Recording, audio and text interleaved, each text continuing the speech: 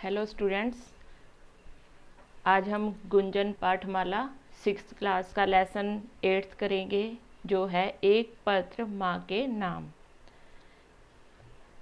इसके लेखक हैं सुभाष चंद्र बोस। पहले उनके बारे में आपको बताती हूँ कि सुभाष चंद्र बोस का जन्म 23 जनवरी 1897 को उड़ीसा के कटक शहर में हुआ था।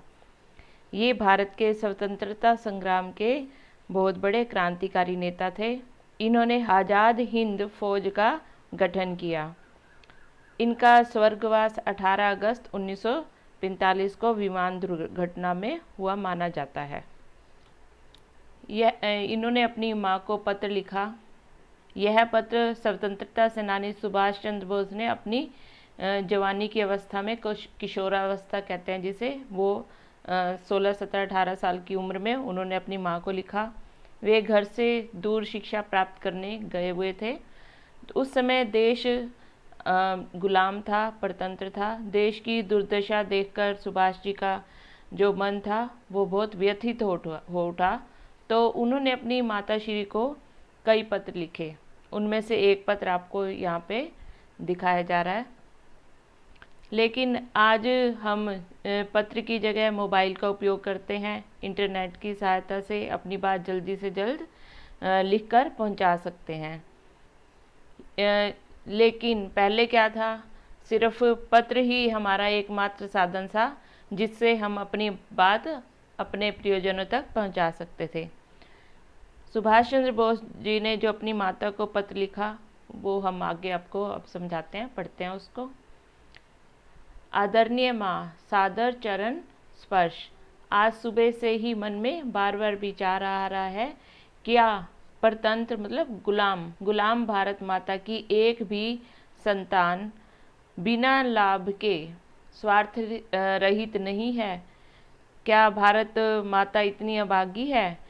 क्या कहाँ है वे वीर आर्य जो भारत माता पर अपने प्राणों का बलिदान कर सके? फिर वो आगे लिखते हैं कि हम कब तक यूं देश की बुरी हालत देखते रहेंगे। 84 लाख योनियों का अर्थ है अलग अलग जीवों के रूप में जन्म लेना और उनकी मृत्यु होना। मृत्यु के बाद ही कहीं हमें ये मानव शरीर प्राप्त हुआ है। ये मानव शरीर जो प्राप्त हुआ है, अगर हम जीवन में कोई अच्छे कर्म नहीं करेंगे तो हमारा यह जीवन व्यर्थ है। हम श्रम को छोटे लोगों का काम समझकर उनसे घृणा करते हैं। हमें अपना काम स्वयं करने में शर्म आती है। और गर्म देश में जन्म लेकर भी हम गर्मी सहन नहीं कर सकते। अगर थोड़ी सी भी ठंड हो जाती है तो हम वस्त्रों से लद जाते हैं, हम बहुत सारे वस्त्र पहन लेते हैं। सूझबूझ होते हुए भी हम उसका उपयोग नहीं करते। मानवता की ओर हमारा ध्यान ही नहीं जाता। यही कारण है कि हमारा देश दिन प्रतिदिन पतन यानी गिरावट की ओर बढ़ रहा है। अब समय आ गया है, जब हमें अपने स्वार्थ त्याग कर भारत माता की सेवा में जुट जाना चाहिए।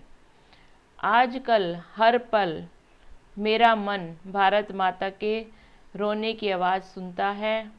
शायद एक दिन और भी होगा जब लोग भी इसे सुनेंगे। मैं लंबे समय तक भारत माँ का सेवक बना रहना चाहता हूँ। ये सुभाष चंद्र बोस जी ने अपनी माता को पत्र लिखा था। तो स्टूडेंट्स, ये आपको समझ आ गया होगा, तो इसे अच्छे से रीड करें। Okay, thank you watching for the video.